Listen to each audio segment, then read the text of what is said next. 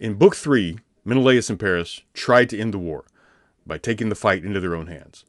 Not just Menelaus and Paris, but all the Greeks and all the Trojans, their leadership. They bring Priam down to be sure that the Trojans will abide by their oath. And they invoke the gods. With sacrifices, they invoke the gods to say, whoever violates this oath, to abide by this truce, and to agree that whoever, either Menelaus or Paris, wins this duel will take Helen, and no matter who wins, the war is over. The Greeks go home, with or without Helen. The Greeks agreed to that. The Trojans agreed to that. The problem is the gods, the very ones that they called on to protect that truce and to make everybody abide by their word, the gods are the ones who undermined everything. Aphrodite intervenes, takes Paris away. There's no clear winner. Everyone except all the humans except possibly Agamemnon are left disappointed because we know they all want to go home. We know from Book 2 that the Greeks want to go home. As soon as Agamemnon tests their morale and says, hey, why don't we go home? They say, yes, let's do that. We know that the Trojans, after Paris disappears, were told that they would have easily given him up. They would have happily given him up if that would have ended the war. They would not have hidden him from the Greeks.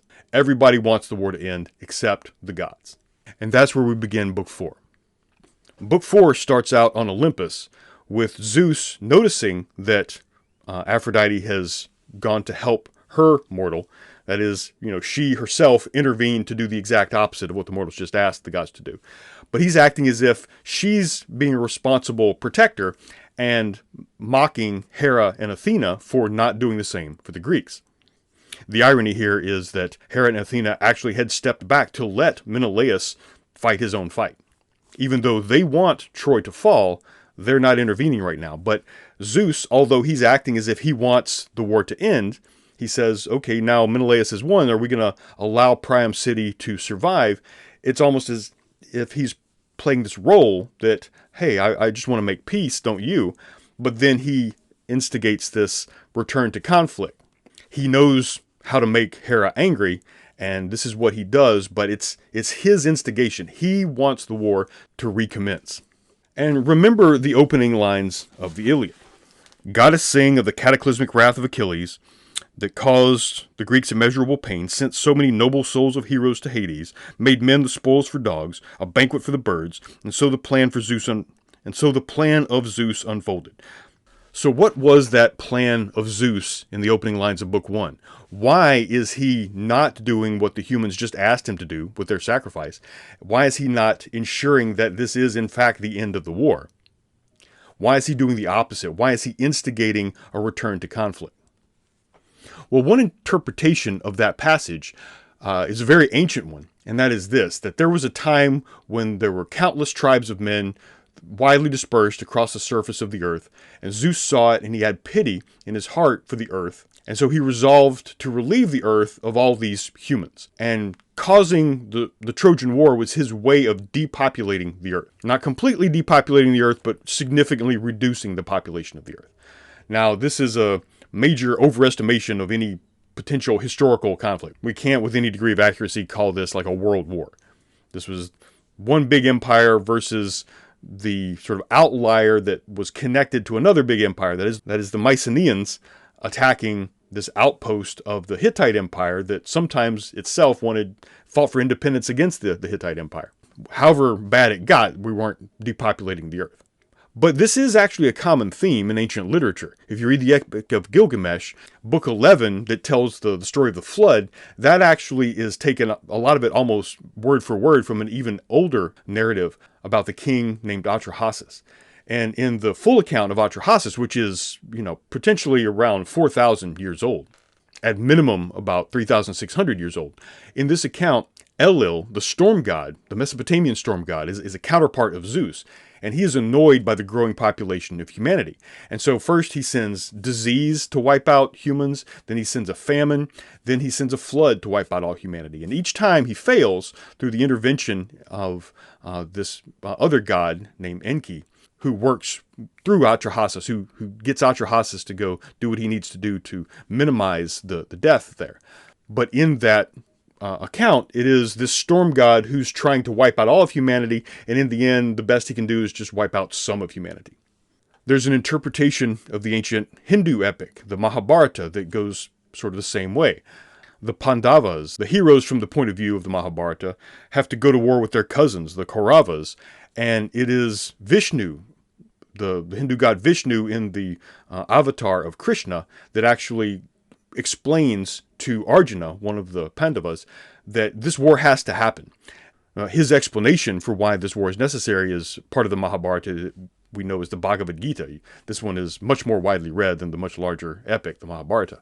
But in that interpretation, the interpretation that is in the Bhagavata Purana, gives the same essential explanation. That is, there are too many Kshatriya, that is the warrior caste. And if you've got too many warriors in the world, when they're not fighting a war, they're probably, getting into trouble at home. They're maybe not the easiest people to live with during peacetime. And so Krishna is explaining that this war is necessary to reduce the number of warriors. Now, this interpretation of Zeus as using the Trojan War to depopulate the earth is recorded in the Scholia, and that is the interpretations of the Iliad that were recorded at least by the 1st or 2nd century BC, along with the standard version of the Iliad. So keep in mind, if Homer is composing the Iliad around the 8th century BC, between 800 and 700, and we can tell that this is probably an accurate time because of the language. The language Homer uses doesn't match the language of classical Greece or even other parts of archaic Greece. Not to mention that this is around the time that the people in classical Greece attributed to Homer's composition of the Iliad. Well, they've been repeating and passing on the Iliad still in oral tradition, but also in writing. But that doesn't mean there's one standard manuscript in writing that is the definitive Homer. Different people in different places are going to have written text, and they may even be transcribing these from different oral poets who tell slightly different versions of the Iliad or sing slightly different versions of the poem. And over this 600-year period, between 800 and around 200, there are going to be different variations. Well, Alexander the Great and his successor Ptolemy established this library at Alexandria in Egypt, which is named after Alexander the Great, not after Paris. But one of the goals of this library is to compile all the knowledge of the world. So especially anything that is a written text. All over the Alexandrian world, they will make copies of those texts and bring those copies to the Library of Alexandria.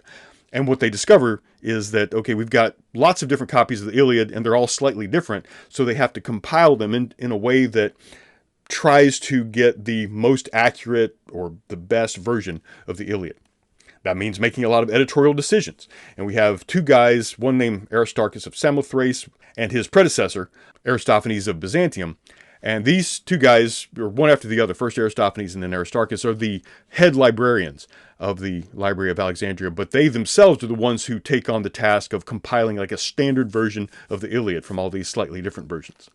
And they are responsible scholars. They're not just going to make interpretive decisions and just say, well, that is Homer's Iliad. They will write out explanations about why they are making the decisions they're making and what other versions there were. And that is called the Scholia. The Scholia is like this version of the Iliad that was compiled around the 2nd century BC that also includes these notes. And we have versions, like copies of the standard version that we have from much later on into the Middle Ages, in which we'll see the text of the Iliad, and then in the margins, which actually take up the majority of the page, you'll see the marginalia, that is these notes that we're calling the Scholia. And that's where we get this interpretation of Zeus depopulating the world using the Iliad, or using the Trojan War.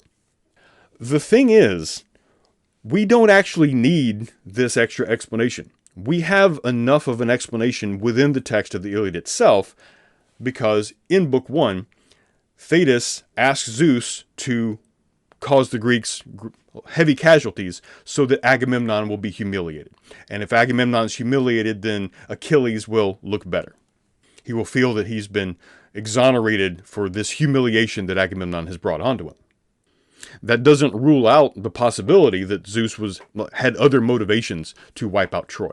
But what we're going to see here a lot is there are alternative interpretations, some based on a very close reading of just what's in the Iliad, some taking into account these other things, and there's no authoritative version. I mean, that was the whole purpose of the Scholia, or at least this editorial process at the Library of Alexandria in the 1st century BC.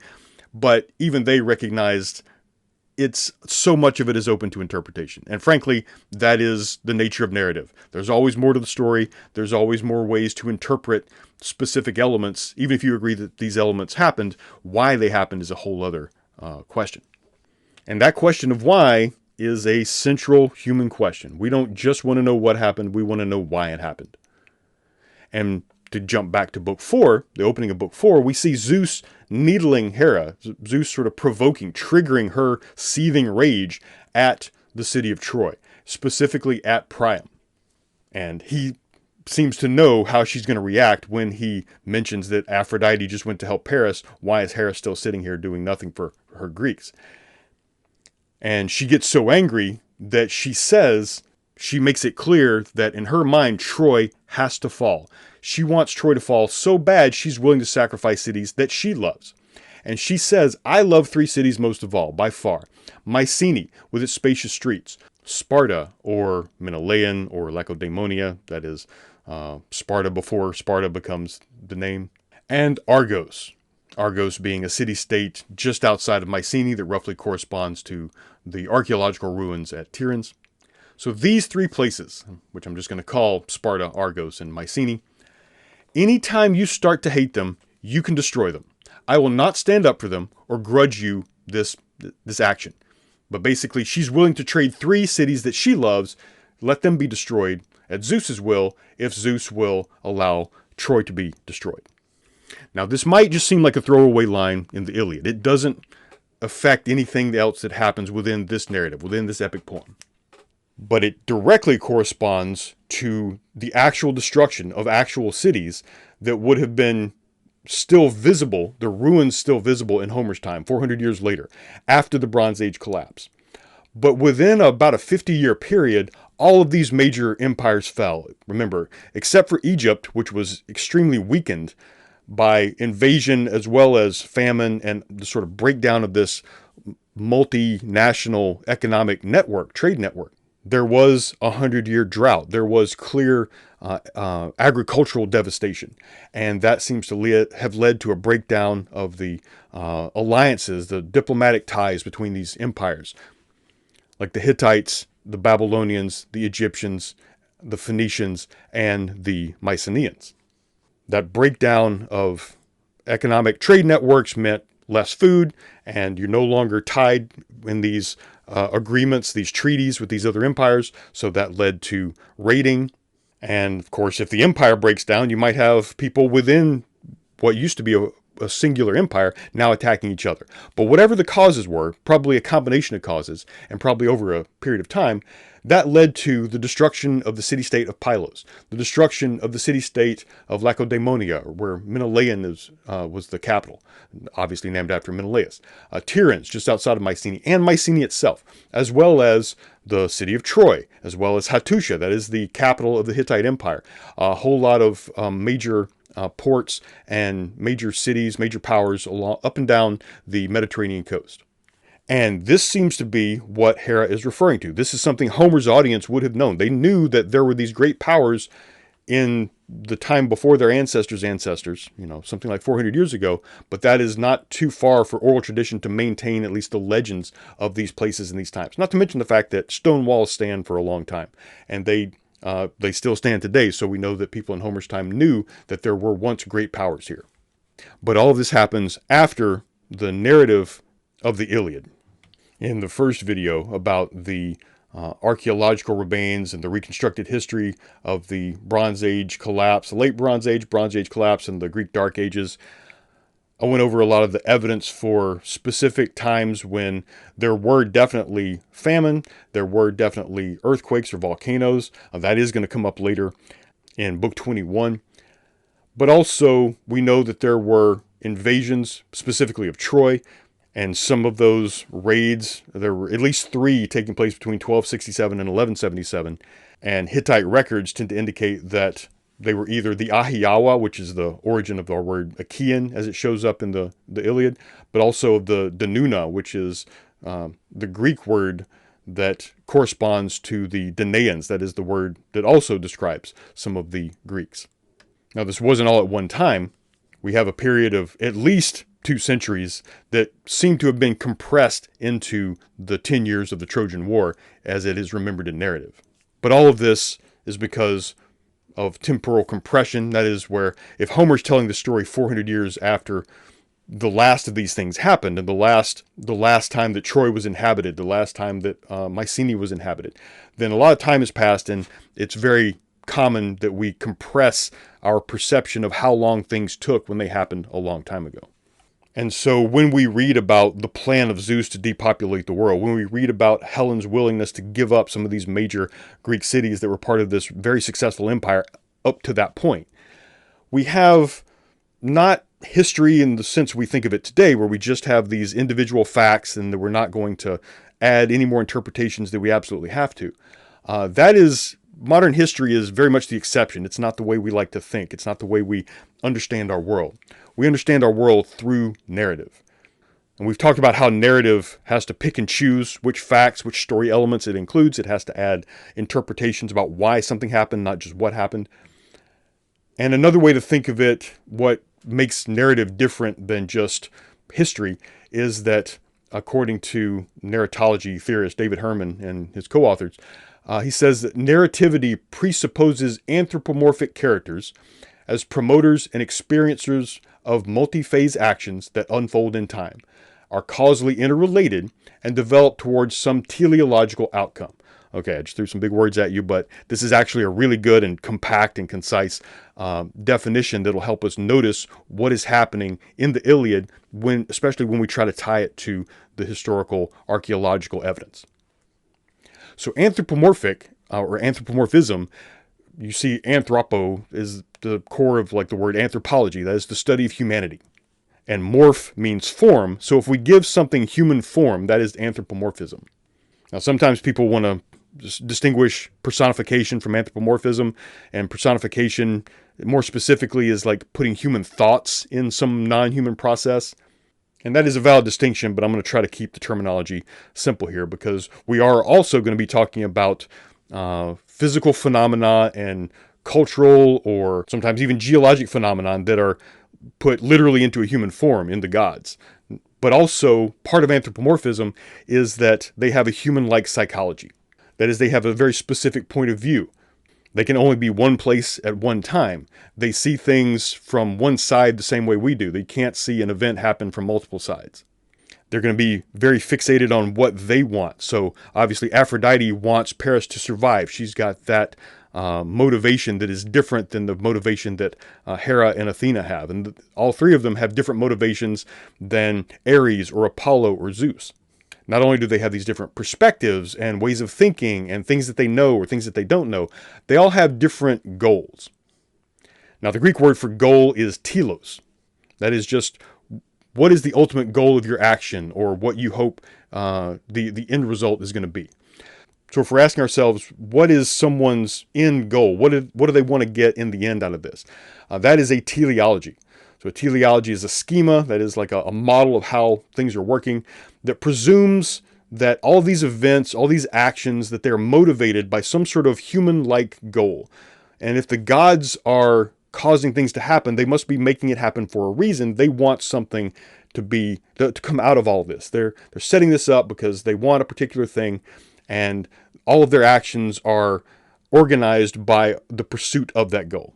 So we impose a teleology on our explanation. So if we see things like volcanoes and famine and war all happening at the same time, we can't help but tell ourselves, we anthropomorphize these phenomena as if they were themselves gods or these sort of human-like entities, and they are motivated to do something. And if the end result is the Bronze Age collapse, the breakdown of this political multi-empire trade network and the prosperity and the just architectural construction that results from it, and we see those in ruins in all of these places that used to be powerful, we assume this can't just have happened for no reason. There has to be some human-like entities that have been that brought this about for some purpose of their own.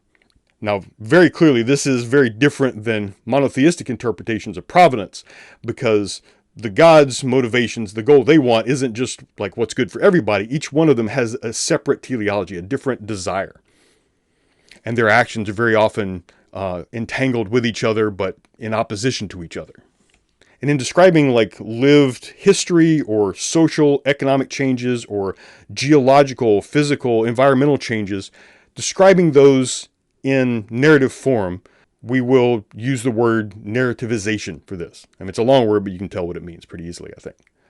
But we actually have a good example of it from a journalist and historian named Michael Schudson, who wrote a lot about the Richard Nixon Watergate era, and he would watch the press try to figure out how to describe what was going on in the political world. And of course, you can't include every single fact. You have to decide what's important, what's not, what people are going to focus on, what they're going to comprehend. And so he was sort of watching as real history got narrativized, not just by one individual author, but by everyone trying to write about it, trying to put those events into words. He describes narrativization as this sort of necessary thing. In order to pass on a version of the past must be encapsulated into some sort of cultural form. And generally, that is narrative, with a beginning, a middle, and an end. That is, we have to start somewhere, and we have to end it somewhere. We can't tell everything that's happened for all of time. We have to have this original state of equilibrium. That is an ordinary world, just normalcy, even though there has really never been a time that everybody would think is objectively normal. We have to start somewhere, and we're going to start before this event happened. So there's this equilibrium in a narrative, not necessarily in reality, but we start with an equilibrium. Then there's some disruption. Some conflict happens, and then that conflict has to be resolved. There has to be a protagonist. That is somebody that we can focus on. Somebody whose point of view we, the audience, are going to take. There has to be obstacles in his or her way and efforts to overcome those obstacles. Reports of the past observe certain rules and conventions of narrative. Even though, obviously, historians want to just stick with facts, we can't help but fall into these conventions, these rules of narrative. An account of the past must choose a point to begin. And when we make these choices about where to begin, where to end, whose point of view to take, who's going to be our protagonist, these are, he says, to some degree, arbitrary. He goes on to say, successful narratives often foreground individual protagonists and antagonists rather than structures, trends, social forces. You know, if we're talking about the Bronze Age collapse, that would be the 100-year famine, the economic network between the Hittites and the Egyptians and the Mycenaeans, and how the breakdown of that network led people that were starving to go raiding. And that raiding ended up destroying some of these centers where, you know, if they had been able to reestablish that economic network, they may have been able to rebuild the Bronze Age world.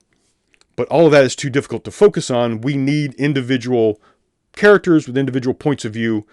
And even if that means anthropomorphizing some of these larger forces into the gods, or even very powerful, very influential humans, then we fall back on that. But obviously, what should be obvious to all of us is that narratives simplify. There's just way more to the story than any narrative can accurately incorporate. And that leads us to what the economist Nassim Nicholas Taleb calls the narrative fallacy. He defines that as the inability to look at sequences of facts without weaving an explanation into them. And here's our weaving fate metaphor unintentionally sneaking back in here. But yeah, we have to... we need something to put those facts together. So this narrative, these explanations bind facts together in our minds. They make them all the more easily remembered. They help them make more sense. But where this propensity can go wrong is when it increases our impression of understanding. That is, we have to remind ourselves that these interpretations about why something happened are interpretations. They are not independently verifiable the way a fact would be. So if we're in 8th century Greece, we're listening to Homer, we're thinking about the world that we've only heard legends of 400 years before, but those legends continue precisely because poets of between the time of the Bronze Age collapse and Homer's time, those poets were able to weave these actual events into these narratives that weren't exactly true, but wove together some sort of memory, some sort of imagery that we can see was definitely influenced by actual events. We do have Troy, a very wealthy city, becoming depopulated by the year 1000. Other cities like Mycenae, that were the capital of the Aegean world, completely abandoned as early as 1100. And this happening within the same century as we have the Egyptians recording the sea peoples attacking them. And this is what we get with the Homeric narrativization of the Bronze Age collapse. It's much simpler than all of these economic, social, environmental, geological changes. It has to weave these together. It's obviously more complicated than just simply explaining a volcano. It reduces the psychological complexity of entire cultures by distilling them down into the psychology of each individual leader. Like in Book 2, when Homer says, I cannot name the multitude. I can't tell you what every one of these men was thinking, but I can at least focus on the leaders. This is what happens if we think of Troy primarily as sort of encapsulated in Priam and Hector and Paris. If we think of the Greeks, the Mycenaeans, the Ahiyawa, as encapsulated by Achilles, Agamemnon, and Odysseus. We are massively simplifying the social complexity of the time. But then we also complicate things like natural phenomena, something like a drought or a volcano, when we add a human-like, an anthropomorphized psychology, a point of view, teleology to these natural forces. And volcanoes are actually going to come back in Book 21, so we'll see that. Well, we'll save that until Book 21. But then we further narrativize, once we've anthropomorphized these natural and social forces, if we show them now interacting with each other like characters, we are moving on to a sort of another level of psychological complexity. And that is when the gods provoke human action, when the gods trigger certain conflicts or outcomes. We've seen in Book 3 that humans can exercise their own agency. They can do the right thing. They can resolve to do something and then act on that desire, even if it's risking something themselves. But that there are these other forces out there that limit that agency. And those other forces, in narrative, especially ancient narrative, become anthropomorphized into the gods. And we've seen this motif already several times in the Iliad. For example, at the beginning of Book 2, when Zeus wants the Greeks to attack Troy prematurely when they're not ready, so he wants to make Agamemnon overconfident, so he sends this false dream to Agamemnon and tells him, today's the day that you're going to conquer Troy. But that doesn't actually happen. Notice the Paris walking out, challenging the Greeks, and then Menelaus taking him up on that. That actually pauses Zeus's intended sequence of behavior. So it's like he set up these dominoes, and the dominoes start to fall, but then a human action actually stops that chain of cause and effect. And now Zeus wants to get us back into the battle. So just like Book 2 started off with Zeus trying to trigger a chain of human actions that lead to a particular result, that is a lot of Greeks dying, the duel between Menelaus and Paris actually intervened in that plan, canceled that sequence. So now he's got to try to get it started again. So he knows that Hera and Athena want Troy to fall, and so he knows how to trigger them to then trigger the Greeks to get back into the conflict. Now, if you remember the story from the Cypria and from much later accounts of the origins of the Trojan War, you remember the judgment of Paris, you feel like, oh, I know why Hera and Athena and Aphrodite are fighting with each other. I know why Hera and Athena in particular want Troy to fall, because they were scorned by Paris, or they felt insulted when he chose Aphrodite as the fairest of them all. When Eris, the goddess of discord, throws the golden apple into the wedding of Peleus and Thetis, and all the gods are there, and each of these three goddesses think that it's a gift for her, and they have to go get Paris to be the one who makes that judgment as to who gets it. So they're all mad at Paris.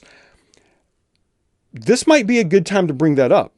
Notice how when Zeus asks Hera why she hates Troy so much, why she wants the city of Priam to fall, he's going to ask her that a few more times throughout the Iliad. This would be a good place to insert some reference to that. Now, we will see one reference to the Judgment of Paris story, but that's going to be much later. That's going to be in Book 24, the very last book of the Iliad. We will have that briefly alluded to and not well explained. But this is another one of those myths like the Achilles heel, the myth that Thetis, the mother of Achilles, when he was a baby, dipped him into the river Styx and made his skin impervious to any kind of weapon except for that heel. Notice that is nowhere in the Iliad. It's not disputed, but we're going to see a whole lot of emphasis put on Achilles' armor, which you might think he wouldn't need if he was invulnerable. It is possible that the Judgment of Paris element was known in Homer's time. That may have been one of the things that as a narrator he just chose not to include. It does show up in book 24 in a way that doesn't really fit. If you were trying to explain the motivations of these gods, this would be a good time at the beginning of book 4 to include that. But also remember that the Scholia has been the editors at the Library of Alexandria who compiled the sort of standard version of the Iliad that was passed on from there. They're making a lot of interpretive decisions. That might be something that got inserted in book 24 much later. It's hard to tell. There's a lot of room for interpretation. But it is conspicuously absent here in book 4, where it would make sense to go over the judgment of Paris. It would also make sense that those goddesses would be concerned with getting Paris out of the city or back into the duel so that Menelaus could kill him. But that's not what their focus is. Their focus is on destroying the entire city and referring to it as specifically as the city of Priam. So Zeus provokes Hera. Hera's response provokes Athena. In fact, Zeus specifically says, send Athena to get the war started again. So once again, Athena, like we'll see the gods do periodically, takes the form of an actual mortal, that is Laodocus, one of the Trojans, and she goes to Pandarus, one of the other prominent Trojans. And Pandarus is a very good archer, so the Trojans and the Greeks are still in formation. They are still, where they were when they watched Paris and Menelaus duel each other. They have not yet recommenced on their own. And it looks like the truce might continue unless somebody does something to violate the truce. The very thing that the Greeks and Trojans sacrificed and prayed to the gods that they would prevent anybody or punish anybody who violates the truce. Well, actually, the gods are going to try to provoke somebody to violate the truce. And Athena is going to use theory of mind here, or meta-representation. Remember, she has to know to get the Greeks fighting. She wants the Greeks to sort of maintain the moral high ground. She doesn't want them to be the ones who violate the truce. So she doesn't go to one of the Greeks and say, why don't you just go ahead and attack the Trojans? She might even have a good explanation. Well, Paris lost, so turn over Helen now. But it's like, well, we need the Trojans to do something even worse than hide the guy that lost the duel. We need them to actually provoke the Greeks so that we're sure that these Greeks who we know from book 2 are all too ready to go home, that they will be willing to go back in and attack the Trojans. So what's going to provoke them? Well, let's have the Trojans do something even worse than hide Paris after he lost. Let's have them directly attack Menelaus. So she recognizes that she could probably get Pandarus to take that shot. Pandarus would do it if he thought it's what Paris wanted, because unlike a lot of Trojans, we were told in book 3 that a lot of Trojans just wanted Paris to, they would have given him up to the Greeks if they knew where he was. But it seems that Pandarus is one of those who might be willing to do something on Paris's behalf. So if he thinks he's going to be rewarded, he might actually provoke the Greeks by doing this, by trying to kill Menelaus. So Athena, in the form of Laodocus, goes to Pandarus and says, essentially, Paris will reward you if you shoot Menelaus. So we see the gods causing this action, but it's not independent of human agency. They need to provoke human agency, and they do it the same way humans do, which is knowing what that person wants, knowing their point of view, knowing how they think, knowing what they will respond to. So she knows what the Greeks will respond to, what it will take to get them to fight, and she needs Pandarus to do that. She knows what Pandarus will respond to. She knows what to say to him to get him to fire the shot. But notice she needs him to fire the shot not just at a random Greek, but specifically at Menelaus. That is the one who just won that duel. What more dirty tactic could you have than hiding one of the fighters in a duel, but then having some other person take a ranged shot, really dirty shot, trying to kill the one who's still out there fighting fairly. But of course, she doesn't want Menelaus to get hurt. She actually cares about the Greeks. So even though she is standing right next to Pandarus when he takes the shot, she then moves immediately over to Menelaus to prevent him from taking the arrow in a way that would kill him. Now notice when she comes down from Olympus to the battlefield, to Troy, she takes the form of, or at least is compared to, a meteor. So a meteor falling from the sky, and it's one that all the Trojans can see. And they know that this is a portent. This is ominous. This means that fighting is probably going to commence again. It's not clear if they know, this is one of the gods coming down to instigate conflict. You might think it was one of the gods coming down to punish anyone for breaking that truce, but this is kind of a universal anthropomorphism. When we see a meteorite today, we have a very specific schema that, oh, this was a floating rock up in space that is entering through Earth's atmosphere and burning up as it goes. They didn't know that. Their schema is, well, I don't know. They have to come up with an explanation for it. And of course, they're very often going to anthropomorphize it and say this is actually some other thinking anthropomorphic agent that is going to do something. They are acting on some purpose. They have a teleological explanation for this natural phenomenon. But she gets over to Menelaus. She makes sure that the arrow does hit him and it does make him bleed. So it does worry the Greeks enough that they're going to be ready to go into the battle again. But she brushes the arrow aside. We're told that she brushes aside the way a mother shoos away a fly from her baby. Now, famously, Athena is one of the virgin goddesses. She doesn't have any actual children, unlike Zeus and many of the others, even Aphrodite. But the Greeks, specifically the warrior Greeks, are her babies. They are her adopted children. They're the ones that she's always mentoring. But in that explanation of the arrow striking Menelaus, we get that it hits either a buckle or some part of his armor, that some physical thing is there in the way. That there is a physical explanation for why it doesn't kill him, why it doesn't penetrate his vital organs and cause him to die. Now, things like this happen all the time. We don't need some god as an explanation to aim it just exactly right. And this is sometimes described as overdetermined agency. So we established what agency was in book 3. That is something humans have up to a point. It is the power to act on some intention, now we add in the word telos, some goal, some teleological goal. We have the power to act on that. But also some things happen just because they happen, like natural phenomenon, like the meteorite. But in this explanation, we actually have two things causing something. If the arrow had hit his buckle just on its own, that would not need any other interpretation. But because of the effect that this interpretation is going to have, we have two causal agents doing the same thing. Now notice this is the opposite of the sort of limited agency that we saw before. This is overdetermined. This is having multiple causes for the same thing, each of which would be sufficient to cause that thing. This concept is going to be important later. I just want to introduce it now because this is a good example of overdetermined agency. So Menelaus' buckle stopped the arrow, but also Athena stopped the arrow.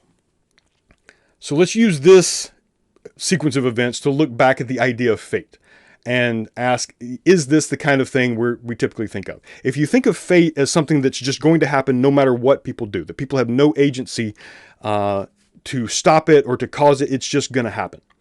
That is not exactly the idea of fate we have here. And remember that we don't actually, the word fate comes from a Latin word. The words we have here are moira and isa, and both of those mean something along the lines of your portion or your part of this larger whole.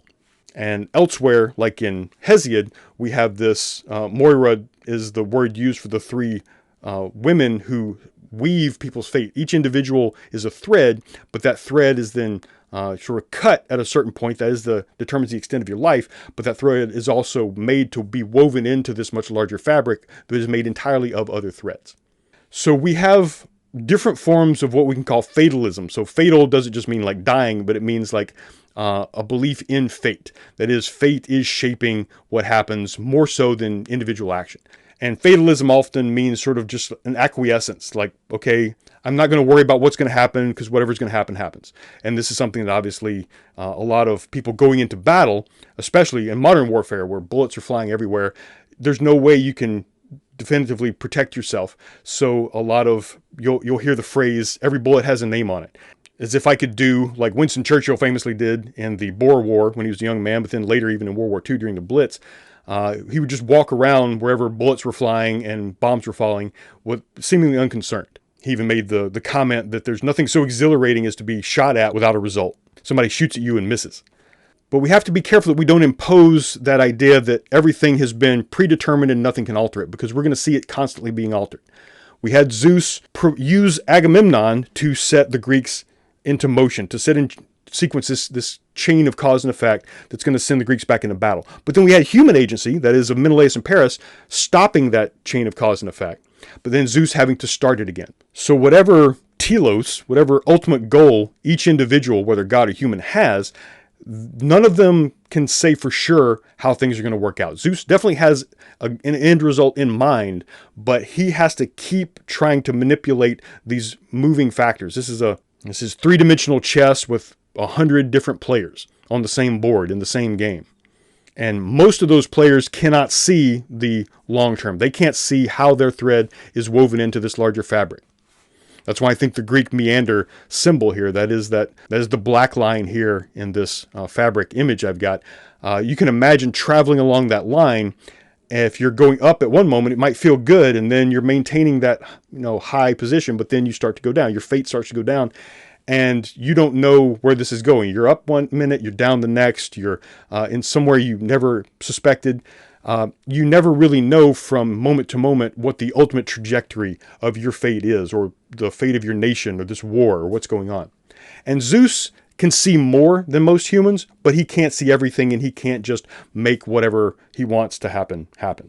So in order to move these chess pieces on the board, or in order to weave this fabric together out of all these threads of individual fates, he has to know what people want, what they will do in response to certain actions, what they don't want, what they will try to undermine. He has to think multiple moves ahead for lots and lots of different opponents in this game. And in this example, we see that he has set Athena in motion to get Pandarus to shoot at Menelaus, not because of the reaction he wants from Menelaus, but a reaction he wants from Menelaus' brother Agamemnon.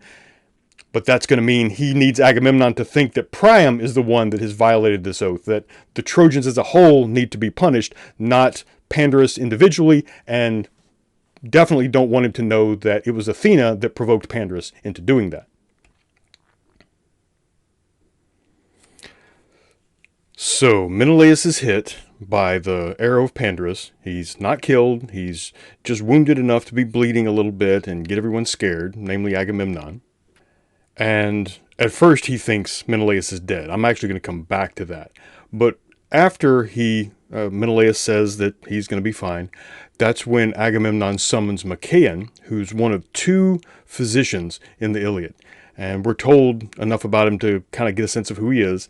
When Agamemnon calls him, he says, "Be quick, Machaon, son of Asclepius." And in a previous passage, they say, son of Asclepius, the famous doctor. And this Asclepius is, it's hard to tell how he's regarded in Homer, but he is either a divine physician or an actual god of medicine.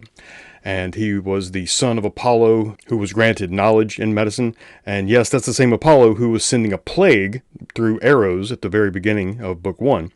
But Apollo's knowledge of biology, or whatever the ancient schema of biology and physiology was, the same knowledge that allows you to make poison is the knowledge that allows you to make an antidote.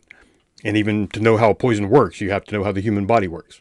And Asclepius is still with us today. You may see the rod of Asclepius in medical iconography. The rod of Asclepius is a serpent coiled around a staff. You can see it in the statue on the right. You can see it in one of the familiar symbols of medicine above him. And you heard me right. I said one snake coiled around a staff, not two, and I didn't mention any wings.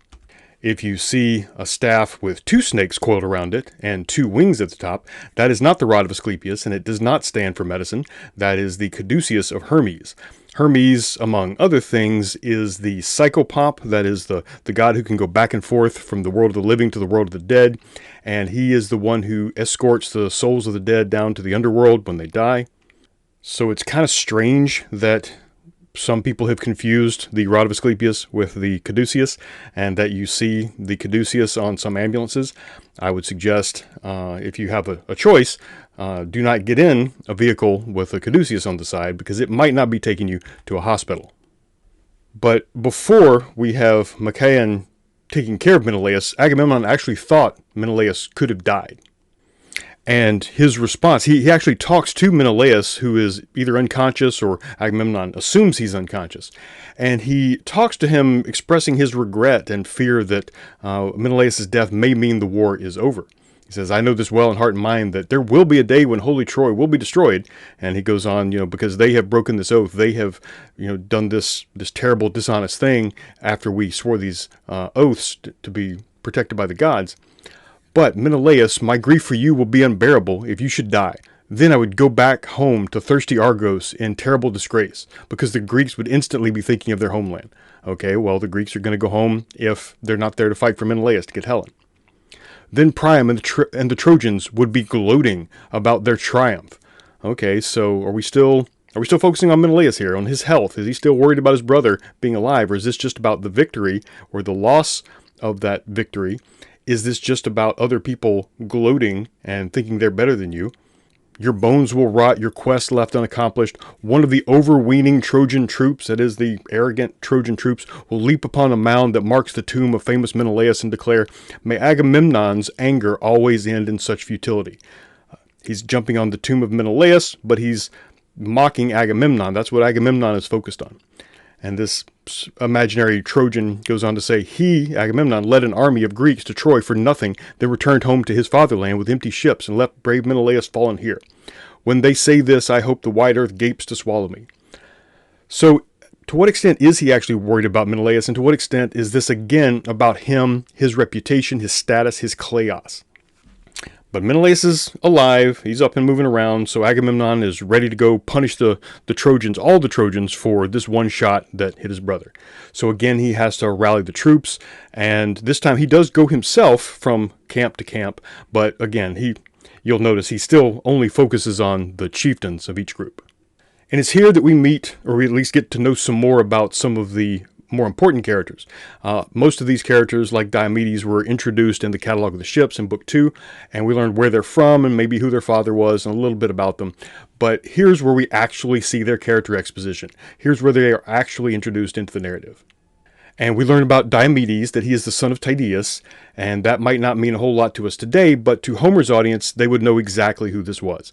The epic cycle about the Trojan War is just one of the epic cycles that was commonly known in the ancient world.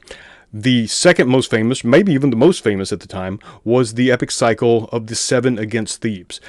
Thebes is one of the Greek city-states, and the king Oedipus, you may have also heard of. He's the guy that slayed the Sphinx with a riddle, among other things.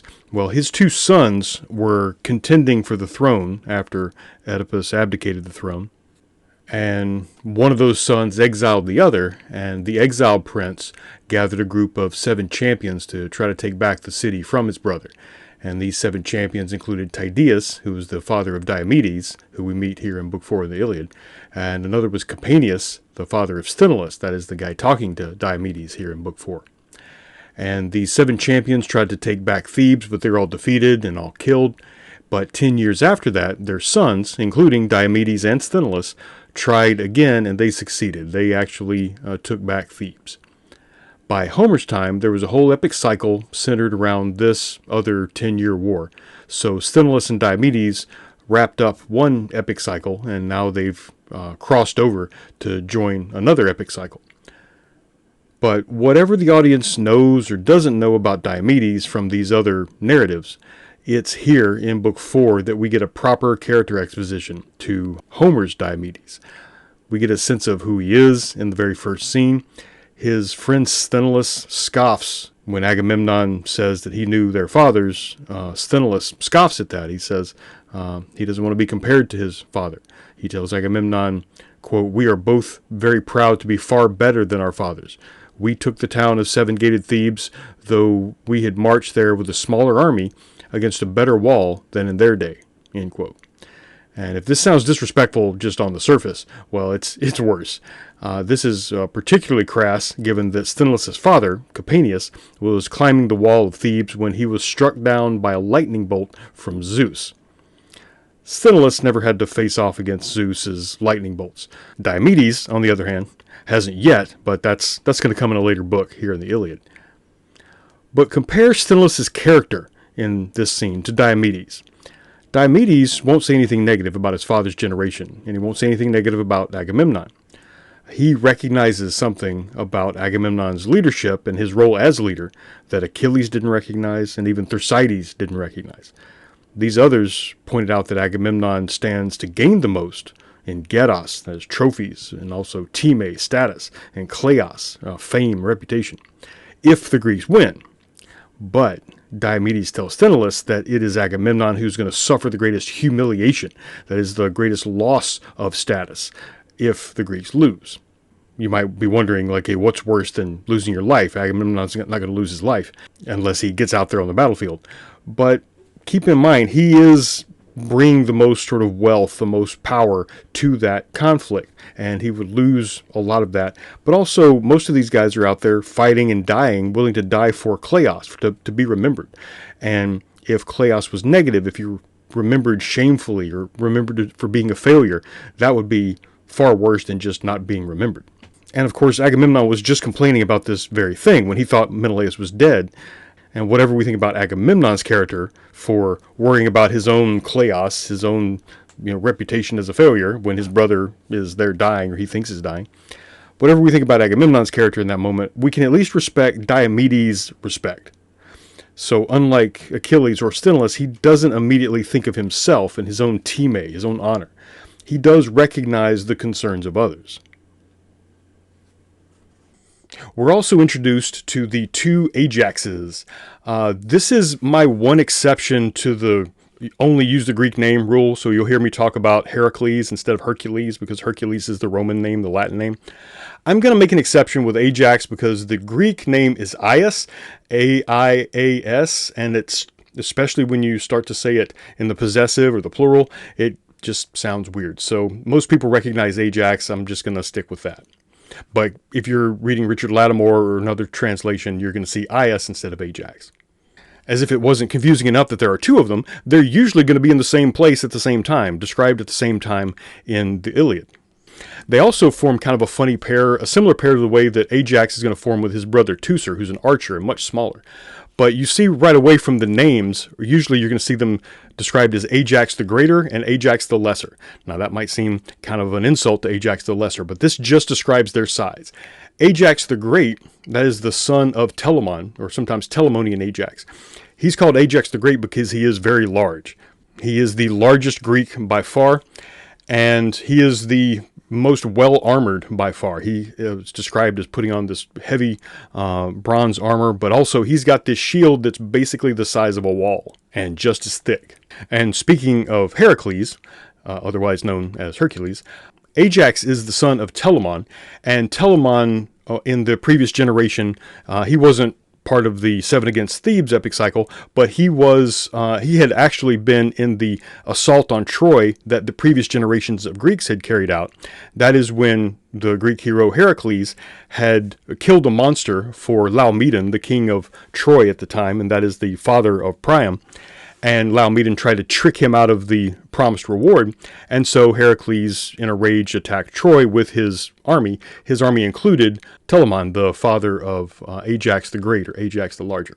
So I may have mentioned when we were talking about the multiple times when the Ahiawa had besieged the city of Troy, or Ilios.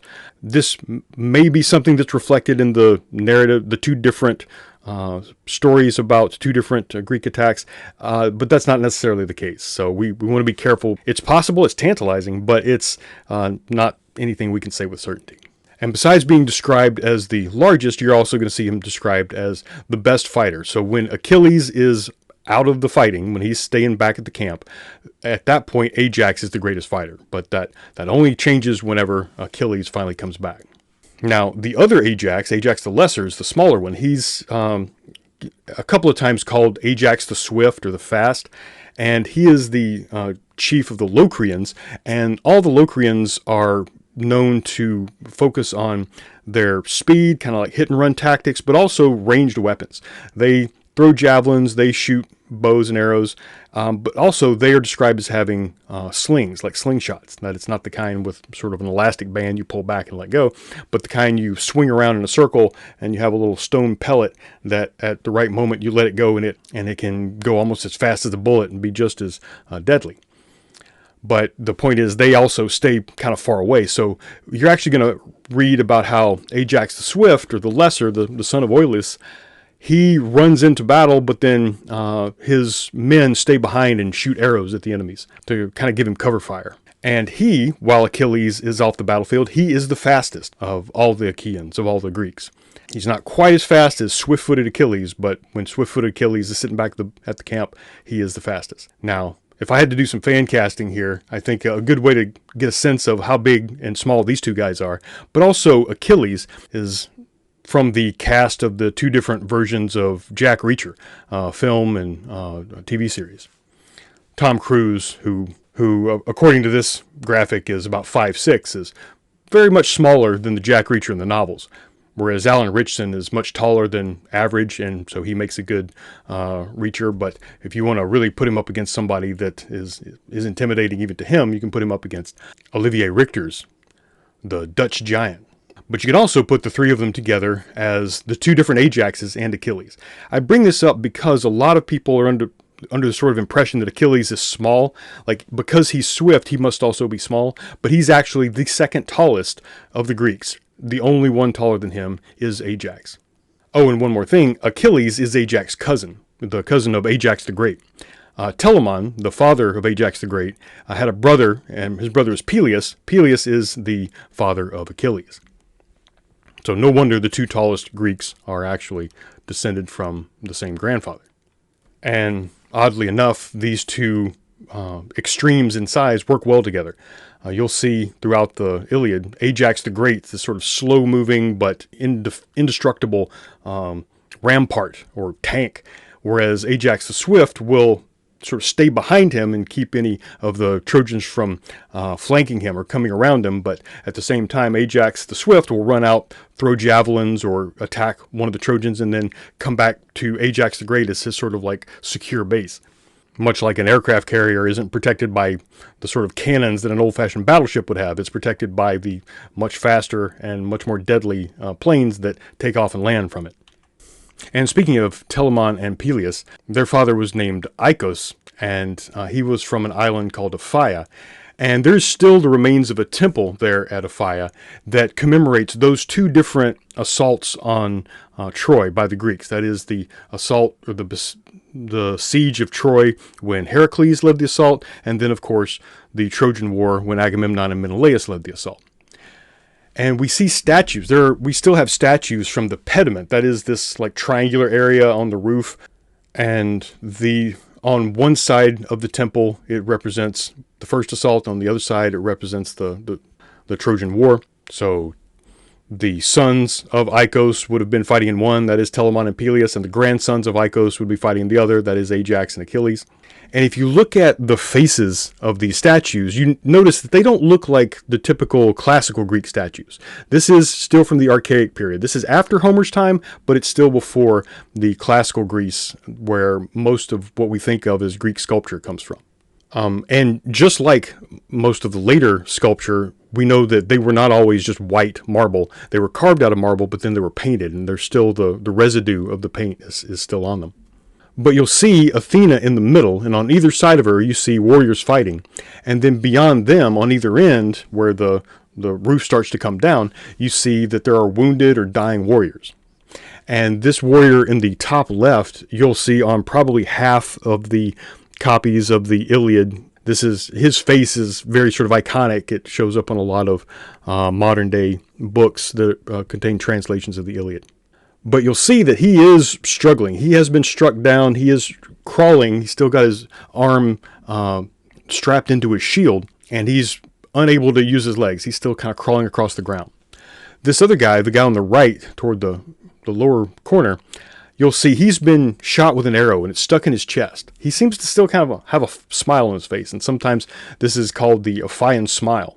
Like, these warriors have been killed, or they're dying, or they're wounded, but they're still not they're not brought down by it. They're not emotionally crushed by that, even if they're physically wounded or even dying.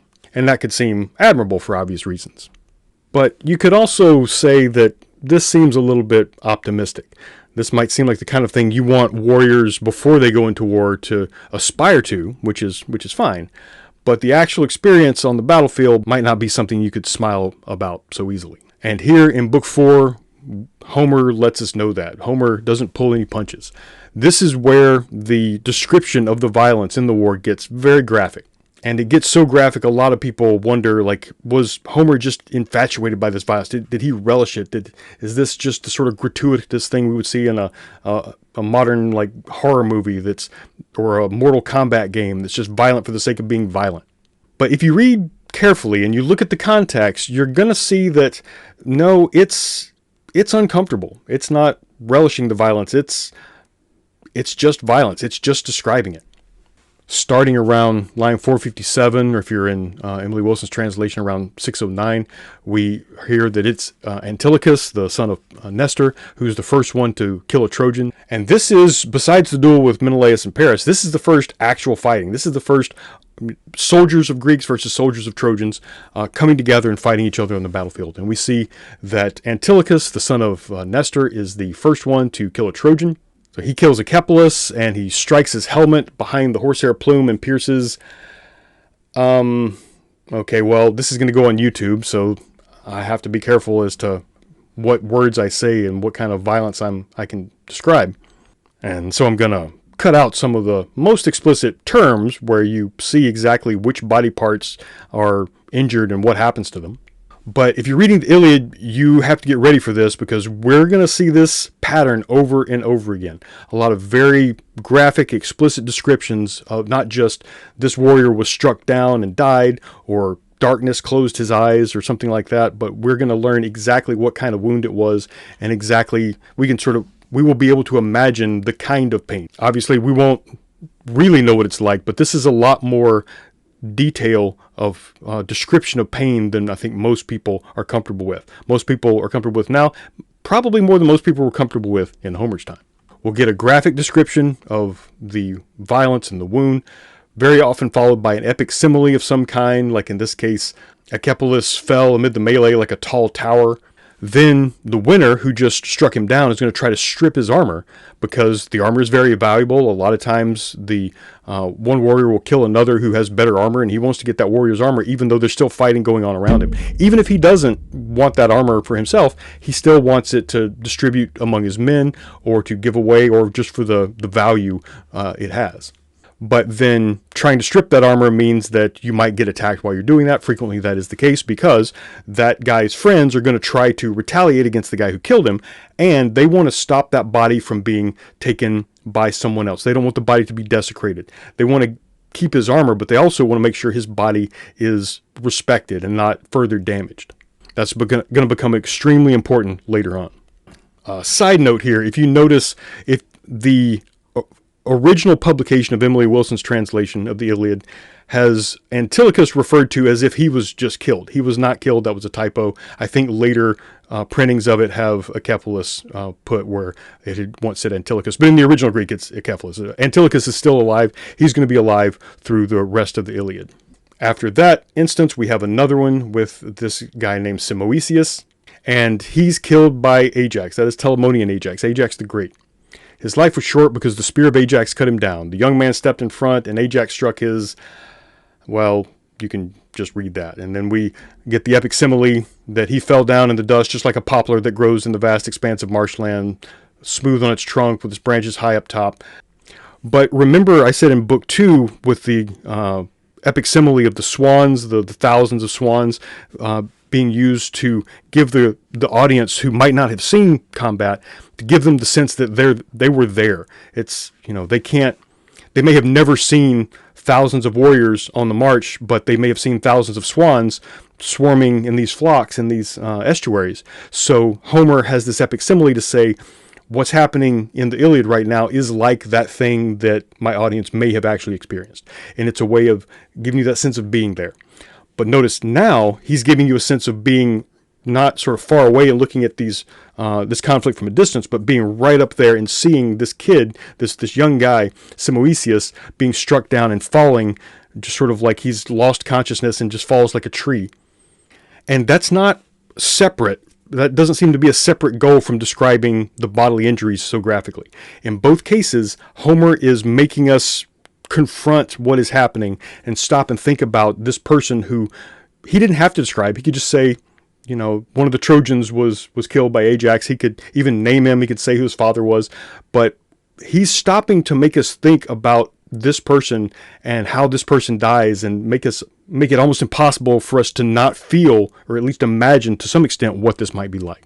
But there's also one other trope besides the graphic description, the epic simile, the someone trying to strip the armor, and then someone else trying to retaliate. You'll see these over and over again. But there's one other thing you're going to see very frequently, another trope you're going to see that Homer employs to grab our attention and sort of make us pause on this killing. And that is, he describes not only who this person is and where he's from and who his father is, but stops to tell us something about this person's life and this person's family, the people, the family that this soldier is not going to come home to. So young Simoeisius, Anthemonian's son, a healthy boy who had been born beside the streams of the Simoeis River, when his mother had gone to see her parents' flock of sheep up on Mount Ida, and on the way back she gave birth by the river. That's why they named the boy Simoeisius. That boy would never pay his loving parents back for taking care of him. His life was short because of the spear of Ajax cutting him down. So that description, that sort of reminding us that this young man was healthy. Everything was going fine for him. If not for the Trojan War, he would have had a long life ahead of him. He would have gone back to take care of his parents. We even learned something about what it was like for his mother. She gave birth to him rather unexpectedly because, she was still walking home along the Simoeis River. And now we can't help but think about that mother learning that her son was killed defending Troy. So all of these tropes, the description of the specific injury, the epic similes, and the background, learning something about the biography of these fallen soldiers, this is all foregrounding. So these characters in a movie could literally be background. We see this all the time in Hollywood movies where the hero that we're paying attention to just sort of is killing bad guys left and right, or the other army, or these faceless enemies that very often just all wear the same uniform and they are indistinguishable from each other. And so we don't stop to think that they had lives. They had their own goals and desires, and, being there in that war might not have been one of them. So Homer is foregrounding. He's taking this thing that would normally be in the background of our minds, of our attention, and he's bringing it to the foreground. He's saying, yes, I know you like Ajax and you're going to root for Ajax the Great, killing Trojans, but what about Simoeisius? What about this guy that he just killed? Think about him. Think about what it's like for him in his last moments. Think about the family he leaves behind.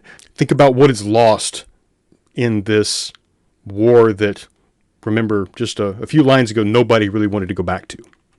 And I say this is going to be a pattern. You're going to see this over and over again, and it's going to get worse. It's going to get more graphic. After one person dies and somebody tries to take his armor, then the opponents retaliate, and then sometimes the retaliation misses the one who just killed your ally and kills somebody next to him. Well, then that means that somebody else needs to get revenge for that guy. And it might miss the person who just missed the person who was the object of their retaliation. The description of the physical injuries is going to get worse and worse. Pyros, that's not how you would pronounce it, but I don't want it to sound like Paris. Pyros throws a stone at Diores, and that crushes his body parts and leaves him lying on the ground. And then Pyros runs up to finish him off by spearing him in a specific body part, causing other body parts that are typically on the inside to relocate to the outside and onto the ground. And then Thoas gets Pyrrhus back by spearing him beside an outer body part, and it goes through an inner body part and punctures a more specific inner body part. And then Thoas retrieves the spear in an ungentle fashion, and then he uses his sword to slice Pyrrhus's bodily region. Oh, and also the Thracians apparently have man buns. But for the people that get a little bothered by this, if you think Homer's just relishing this violence, look at the very last lines of Book 4. All around them, many more men were killed. Now, nobody could think the fighting light, not even one who somersaulted through it. This is Emily Wilson's translation, but you get the idea that someone who is able to, through their athleticism and their speed and their battlefield prowess, they're able to just sort of move easily through this fighting. Even if they were able to somersault through this fighting unscathed, unwounded by the sharp bronze weapons, if great Athena took him by the hand and protected him from the barrage of arrows, so many Greeks and Trojans on that day lay face down in the dust beside each other. Even then, even if you could move through this the way the sort of Hollywood action hero does, where everybody else, is getting killed left and right, but he's got plot armor on, we know he's not going to be killed. Even in such an unrealistic scenario, you would still see, for most people, this is the end, and this is not a glorious end. This is not even a dignified end. The part of the thing that these graphic descriptions of specific bodily injuries do is make us see that this guy, the statue from the Temple of Apphia, the one on the top right, well, both of them, if they're smiling, clearly their injuries aren't too bad. The one guy has his leg broken, and that's just the statue. The original statue would have been all in one piece. But the guy that's got an arrow through the chest, that's a very typical movie death, where somebody just gets a bullet to the chest and then they pass relatively peacefully. You're not going to read anybody who dies like that. It's never just an arrow to the heart and that was it.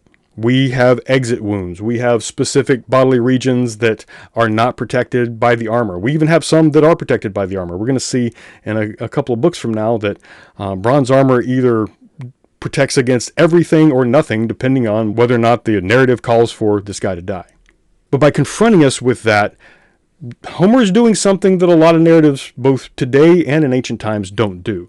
When literature or any other kind of art represents the violence of war, obviously there's a common tendency to glorify it, to, maybe this is how we think we're paying our respects to the dead, by not dwelling on how humiliating and painful their particular form of death was. And we have famous examples like William Shakespeare's Henry V, where he has the St. Crispin's Day speech and the Once More Into the Breach speech that are glamorizing, even, in the late 1500s, glamorizing warfare. Alfred Lord Tennyson's Charge of the Light Brigade, and a famous poem by the Roman poet Horace encourages soldiers to fight for their country, even if that means dying for their country, because dying for your country is glorious. If you turn and run, you're going to be vulnerable.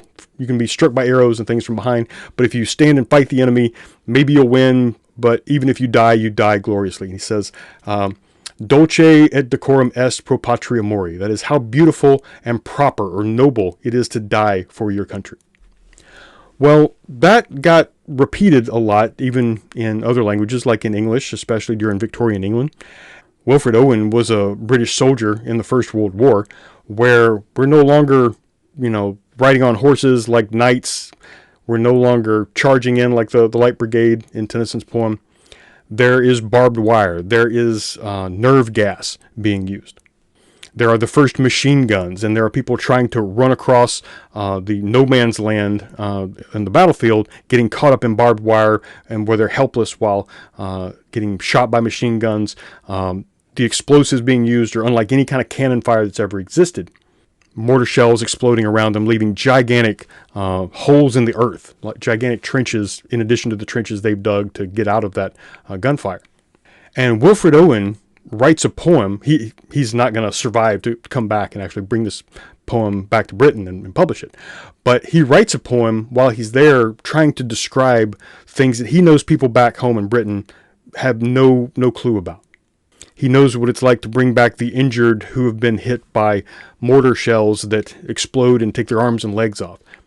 He knows what it's like to bring back the still living bodies of men who are never going to walk and never going to use their hands again. Their faces have been damaged beyond recognition, and they've inhaled this mustard gas, and there's nothing glorious about that. And he says, after describing in detail, I probably couldn't describe on YouTube, but if you could see and hear this person that he's seen and heard, you would not say, my friend, you would not tell with such high zest to children ardent for some desperate glory the old lie, dulce et decorum est pro patria more. This need to be frank, to be real about what's actually happening in war. Many veterans will come back and say that if I had known this, I would not have gone into that this way. And the people who thought the war would be a good idea may not have thought that if they knew what it was really asking. But for our purposes, it's not just about what we think of war, but also what we think about how we think of war, how we think about how we can talk about war. And the author Paul Fussell wrote a book about the Great War, that is the First World War, when he confronts us with that fact that when veterans come home, they really aren't even allowed to talk about how the even specific details. if we're tempted to describe the kind of thing that Homer describes or that Wilfred Owen describes, if we're tempted to describe that as undescribable, saying the pain and the suffering is undescribable, Fusel is going to tell us, no, actually, it is very describable. It's just that it's maybe unhearable. Maybe people don't want to hear it. He writes that one of the cruxes of the war is the collision between the events and the language available or the thought appropriate to describe those events. Logically, there's no reason why the English language could not perfectly well render the actuality of warfare. It's rich in terms like blood, terror, agony, madness, and these others. He gives us lots of examples of the English words available to describe what is actually witnessed and felt by these guys. But he says the problem is less one of language than of gentility and optimism. The real reason that soldiers fall silent is that soldiers have discovered that no one is very interested in the bad news they have to report. What listener wants to be torn and shaken when he doesn't have to be? We have made unspeakable mean indescribable, but it really just means nasty. I came to that book and that passage after reading Jonathan Shea's book, Achilles in Vietnam. And Shea, I think I've mentioned in a past lecture, Shea was a psychologist who counseled a lot of Vietnam veterans after the war who found that they really didn't know how to process mentally what they had been through. When Shea read the Odyssey, he saw that, okay, Odysseus is this person who's come home with this similar kind of trauma and doesn't fit in where he is. And he wrote a book called Odysseus in America. And he followed that up with this one, Achilles in Vietnam, because he read the Iliad and he said, okay, yes, Homer definitely understands warfare in ways that a lot of people don't realize. And Shea writes that Homer is an acute observer of the psychology of soldiers. Our appreciation is greatly enhanced when we come to the text of the Iliad with the knowledge of that psychology. And the thrust of his work, of Shea's work, what he's trying to do is point out that the epic gives center stage to the bitter experiences that actually do arise in war. Further, it makes the claim that Homer has seen things that we in psychiatry and psychology have more or less missed. Homer's Iliad was composed about 27 centuries ago, but it is about soldiers in war. But he points out the experience that Vietnam veterans had when they came home, when they tried to talk about their experience there. This is quoting from Shea's book, where he quotes one of the veterans that he counseled. One Vietnam combat veteran describes this social process of silencing the survivor. The veteran says, I had just come back from Vietnam. My first wife's parents gave a dinner for me and my parents and her brothers and their wives. And after dinner, we were all sitting in the living room, and her father said, so tell us what it was like. And I started to tell them, and I told them. And within 5 minutes, the room was empty. They were all gone, except my wife. And after that, I didn't tell anybody I had been in Vietnam. So a room full of people, again, this is the veteran, his wife's parents, his own parents, his wife's brothers, the wives of the wife's brothers. The entire room, people just kind of get up and leave when he starts to tell them about what it was like in Vietnam. But that's something that Homer is going to do, whether his audience really wants it or not. We don't really know, but if we are uncomfortable with that description of warfare, we should be even more uncomfortable with a description of warfare of the Iliad that does not include what it's actually like. If we're rooting for Ajax, we need to be confronted with what it's like for Simoisius to be the victim of Ajax violence. But that foregrounding, I don't think we can say that Homer is relishing this violence, whether it's against Greek or Trojan. He's stopping to look at this Trojan who is being killed by a Greek hero, and Homer's writing in Greek, so we have every reason to believe that Ajax would have been someone that he and his audience admired. But this focus on the pain Simoisius goes through, it's not mocking, it's not portraying it as if he deserved it.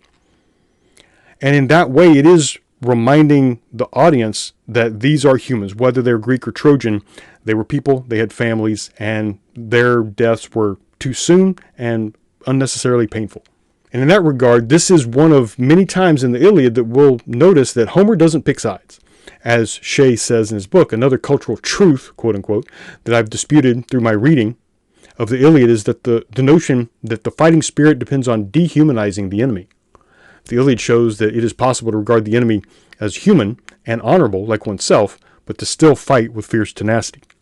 And he says, in our modern world, the enemy is detestable by definition. Well, he's the enemy, ain't he? One of the veterans told Shea, you couldn't kill him if you thought he was just like you. But Homer doesn't do that. We can sort of take pride, like vicarious pride, in Ajax the Great's battlefield prowess, but at the same time empathize and be sorry for Simoisius and his death. Which prompts Shea to say one of the most astounding features of this massive war story is its reluctance to make anyone the villain. Even the wrongdoer Paris is sympathetically shown as willing to sacrifice himself to end the war. We saw that in Book 3. And perhaps this seems strange to us only because we've grown up in a culture that insists on every story, turning every story into a war of good versus evil, or a drama of blame and punishment.